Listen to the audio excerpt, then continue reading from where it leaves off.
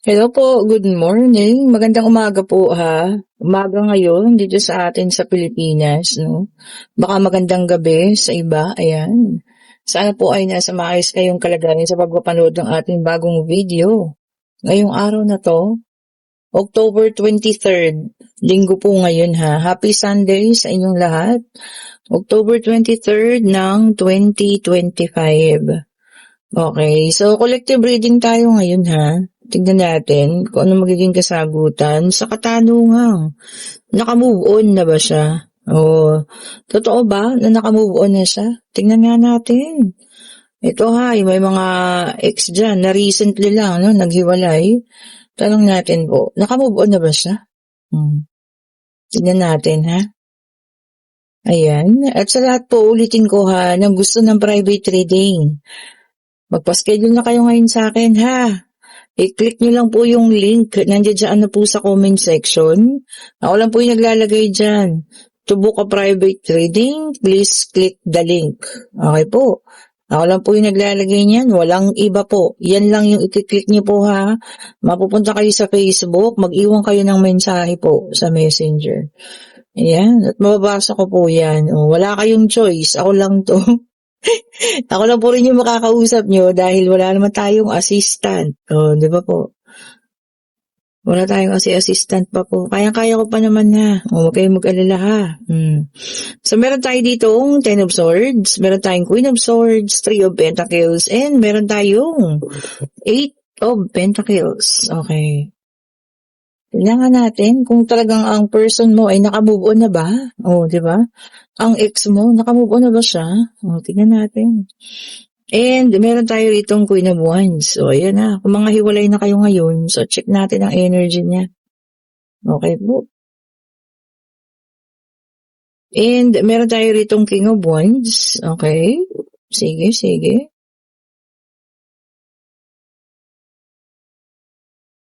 Meron din tayo ritong Seven of Pentacles. Wow, puro Pentacles ha. O, isa pa. And meron tayong Queen of Pentacles. Okay po. Sa katanungan mo, 'di ba? Katanungan natin na kung naka-move on na siya, ito po ang kasagutan ha. Hindi pa po. Ayan. At kung nakikita niyo, meron tayong Ten of Swords. Nasaktan din po ang taong ito ha. Especially kung wala naman kayong third party, nagkaroon lang kayo ng hindi magandang, alam yan, hindi pagkakaunawaan. O di, ayun po ang nangyari, ano. And sa ngayon, sa nakikita ko ha, parehas naman kayo nagsisipag. Nandiyan ang King and Queen of Wands. Oh. Okay po. So, ibig sabihin, parehas kayong inaayos muna yung kanya-kanya ninyong buhay. Ano? Ang isa sa inyo lumalaban, ayan, para maayos ang buhay. Yung isa naman nagpapakasobsob sa paghahanap buhay. Ano. Parang ang ano sa inyo, wala pang nakahanap, no? Kung may third party, wala pa sa inyo. Kasi ang gusto niyo talaga paghahanap ng financial maayos, ayan. Gusto niyo yung parang pakiramdam na meron kayong hawak kahit papaano, 'di ba? Yung hindi na kagaya dati na nauubusan. Ito kung siya naman ito, talagang hard work ang kanyang ngayon, pinagtutuunan ng pansin. Siguro, nakaranas kayong dalawa na sobrang yung kahirapan, di ba? Naramdaman niyo yun o naranasan niyo yun. O, di ba? So, ayan ha, parehas kayong nagpapakatatag ngayon, parehas kayong lumalaban, kahit parehas kayong sugatan, ayan, o. At kung tanong mo na kung nakabubuo na siya, hindi pa po. O, ayan. Kaya pinipilit niyang alam mo yon, ibaon yung sarili niya sa paghahanap buhay. O, hanap buhay po ha, baka naisip niyo doon sa ibaon. Ayan, hanap buhay po. Binabaon niya yung sarili niya. Okay po, sa paghahanap buhay. Bigla naman ako natawa doon. Wala na po ako ibang ibig sabihin ha. O, ayun po. So, kung sa katanungan niyo na yan, di pa siya nakaka-move on. Diba? Kasi, wala naman ako nakitang third party rito eh. Puro kayong dalawa to eh. O, nagpapakatapang, nagpapakahirap ngayon, at talagang, alam mo yun, inaayos nyo. O, ito pa, no, talagang binabalanse nyo ngayon ha. Binabalanse ang paghahanap buhay, paggasta, no? Pag-iipon para sa sarili. Talagang gusto nyo ngayon umunlad muna. Parehas po kayo. O, ayan ha. Alam mo yun, siguro nai-inspire siya sa kung anong ginagawa mo, no? At gusto niya maging ganun din siya. So, gumagawa siya ng sarili niyang diskarte. O, di ba? Nakakatuwa naman. O, kahit wala kayong mga third party sa ngayon. Kumbaga, talagang diskarte lang muna. O, di ba? Parehas kayo ngayon ng gustong maayos muna ang kapalaran. Then, meron tayong Knight of Pentacles. Ayan, ha? Sabi niya rito, no, napaka-patient yung dalawa ngayon. O, totoo naman. 'Di ba? Napakahaba ng inyong PC. Haba ng inyong pasensya. Kumbaga, ang gusto niyo talaga, magkaroon ng kaayusan lahat-lahat. O, talaga naman, ano? Talagang yung ending niyo, sobrang mahirap din. So, siguro talagang kinailangan kayong paghiwalayin ng Divine Universe para magkaayos kayo. O, 'di ba? Kahit na, alam mo yan, parehas kayo nasasaktan, parehas kayong tawag dito, hindi pa ayos, 'di ba? Parehas na hindi pa maka-move on. Kung ikaw nararamdaman mo hindi ka pa naka-move on, ganun din po siya. Okay, and then meron tayo ditong Knight of Wands. Ayan po ha. Ngayon daw, no, talagang nilalabas niyo yung pagiging ninyo, self-assured and committed. Kung ano man tong bagay na inumpisa ninyo parehas, ay nagiging committed po kayo. Diba? At talagang ina-assured nyo na magiging mas maayos, mas magiging maganda, ha? And then, meron tayo ditong Page of Wands. Talagang nakaharap kayo, ha, para sa pagbabago, both of you. Okay po, although walang iba, wala tayong nakikita ang ibang person dito, wala pang third party naman. Talagang ang inaasikaso para sa pansarili muna. So, ayun, parehas kayong sugatan pa, no? Kasi nandun din doon sa isa. Akala ko si person mo lang, pero parehas pala kayo. Parehas pa kayong hindi healed, diba? Parehas pang hindi pa naka-move on. Kumbaga parehas pang nandyan. Tingnan nyo, no? Paulit-ulit ang baraha. Talagang nais niyo na mas umigi muna ang buhay bago maghanap ng panibago, bago makisalamuha muna sa mga tao. Talagang gusto niyo ng sarili ninyong po muna. And meron tayong The Chariot by dalang number 7. Ayan. Pero wala naman huwag kayong mag-alala kasi nakalagay niya dito, no, overcoming challenges and obstacles. Success is coming. Lahat ng inyong inaambisyon, ayan, napaparating na po, ha. 'Di ba? Parehas po kayo. Siguro ito yung mga relationship na nabiktima talaga na sobrang hirap yung nararamdaman, sobra-sobra yung, alam niyo yun, yung kahit ba anong ginawa nilang dalawa na pagsusumikap, talagang sumasadsad yung buhay. 'Di ba? Yung hindi naman talaga may halong third party, pero doon talaga yung pinag-ugatan. And meron tayo ditong Ten of Cups. Ayan. Alam mo kung hindi kayo magkakabalikan, parehas naman kayo magkakaroon ng magandang partner at magkakaroon ng parehas ng magandang pamilya po. Yan ha. So kung hindi kayo magkakabalikan, at least magkakaroon kayo ng maganda at maayos na pamilya. Parehas kayo po. Pero sana kung may time, no? At ibigay niyo pagkakataon at kayo magbalikan, di ba? Bakit naman hindi? Lalo na kung wala pa kayong commitment parehas, at parehas pa kayong single, di ba? Tapos naayos nyo na parehas kung ano man yung meron kayo. So ayun po, no, sana maging ganun, di ba? Kaya lang, sabi ko nga, hindi natin hawak ang panahon, ang Panginoon lang talaga. Alam po, ang tanging nakakaalam kung ano ang kasunod, di ba? So ito, para sa iba naman, tignan natin, Meron tayo ditong 7 of Cups, naka-reverse water sign, Cancer, Scorpio, and Pisces. Ayan, Sabi niya talagang reality is coming. Para sa iba to ha. So yung katotohanan, no? Talagang makikita niyo na ang katotohanan ito. Kung ano man po ibig sabihin yan, talagang lalantad sa inyo ang katotohanan po ha. Baka may mga taong mamaskara lang, o 'di ba? Hindi pinapakita yung tunay na ugali, o 'di ba? At yun pala meron lang hidden agenda sa inyo. O ayan, makikita niyo na raw po. Ayan, tignan pa natin ano. And meron tayo rito, King of Pentacles, ayan, Earth sign, Taurus, Virgo, and Capricorn. Ayan. Sabi niya naman dito, no, security. Yung iba sa inyo talaga sinisecured muna ang mga pangangailangan. Sinisecured muna ang kaperahan. Sinisecured muna yung sarili, no? Bago yung iba. Tama naman po. Lagi nating uunahin yung sarili natin, ha? Hindi po tayo pwedeng tulong ng tulong sa iba. Tapos tayo naman, 'di ba? Tayo yung nawawalan. I-secure niyo po muna yung sa sarili ninyo, no? Bago tayo tumulong. 'Di ba naman?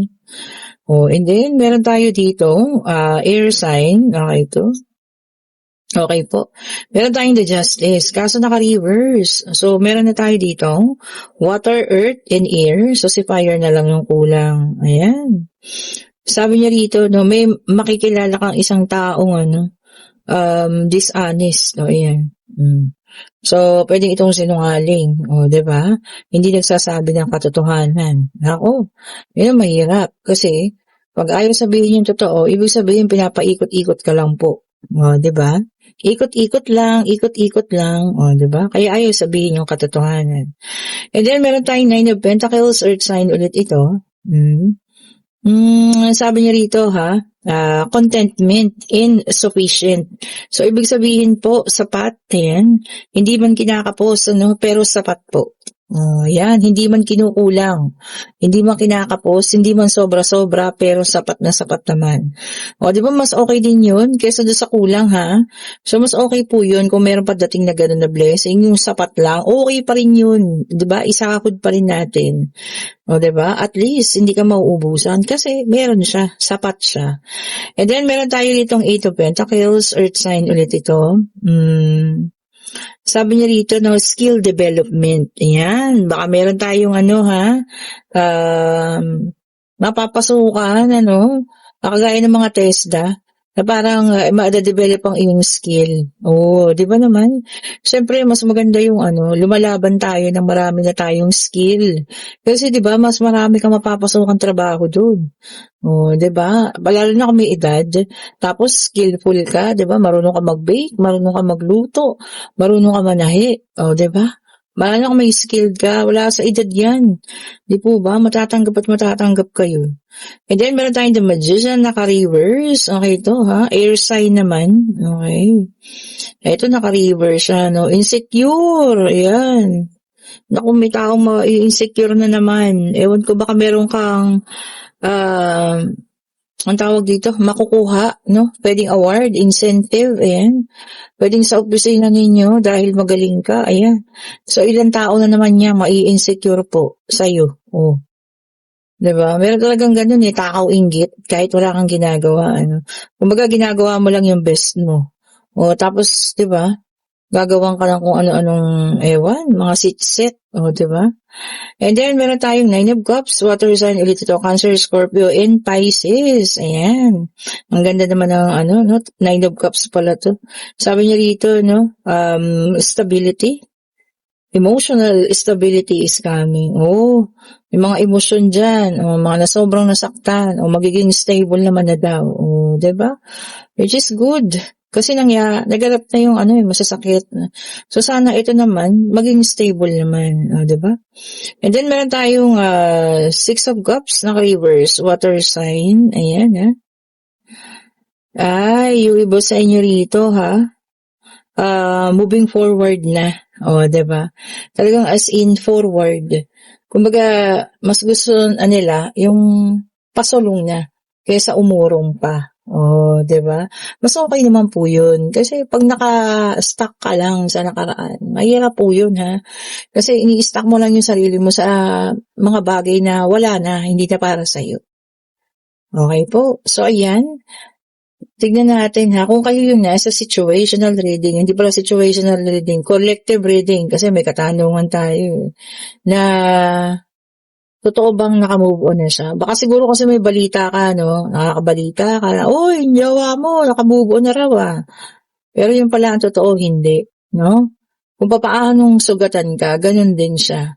At kung papaanong gusto niya maayos ang buhay niya, ganun din po siya. O, 'di ba? Kasi siguro na-inspired nga siya sa'yo, sabi ko nga kanina, no? Ito naman, lumabas agad, di pa tayo nagtatanong. O ito, magtanong na nga tayo, okay po? Inyong katanungan ha, financial, pag-ibig, pangyayari kung ano man, ayan, tanongin nyo na at tingin natin ang sagot. Divine Universe, ibigay mo po ang kasagutan ha. Isa lang po. Isa lang po, ayan. Para hindi naman kami malito-lito. Ayan ha. Uulitin ko sa nais mo magpa-schedule ng private reading para sa Friday. Magpa-schedule na kayo ha. Dahil sa Webes po ang ating parapol naman. Ang mga hinanda kong parapol sa inyo, sana magustuhan po ninyo ha. And yes po ang sagot. O ayan. Merong financial news. O may nagtanong tungkol sa financial, yes po ang sagot. Or may hinihintay ka tungkol sa financial, may magpapadala sa'yo, ayan, yes po ang sagot. Kung ano man yung tinanong nyo ha, yes po ang sagot. Okay po, ulitin ko sa lahat ng gusto ng private reading, i-chat nyo na po ako ngayon, nandyan na yung link, ayan, hingi kayo ng schedule sa akin para sa Friday. And kung gusto nyo ang ating reading, pa-like, pa-share, pa-subscribe, and hit the notification bell para lagi kayong updated sa mga bagong videos na nire-release natin. Kung gusto nyo ng mag-bracelet natin, ayan ha, okay po, magsipag-order na kayo. Oh, ang gaganda, 'di ba? Lalo ng citrine, kakailanganin niyo 'yan ha bago pumasok ang taon. Kung gusto niyo maayos na love life, rose quartz. Ayan. Kung gusto niyo magbalik na siya sa susunod na taon, ayan, carnelian. Oh, ayan ha, binigyan ko na kayo ng tips. Okay po, ayan, pa-like, pa-share, pa-subscribe po ulit ha. Thank you so much po for watching. And sa pabango pala, kung gusto niyo makaakit ng mga ano tawag dito, mamimili. O ayan, kung meron kayong tindahan, ayan, spray nyo lang. Proven na po yan, ang dami nang nagmanifest. Okay po. Pa-share ulit, pa-like, pa-subscribe, ulit tayo dun. O di ba po? Salamat po ulit sa inyo. Talagang inaantok na ako. Have a great morning po ulit ha. Today is Sunday. Happy Sunday po. Bye-bye po sa inyong lahat.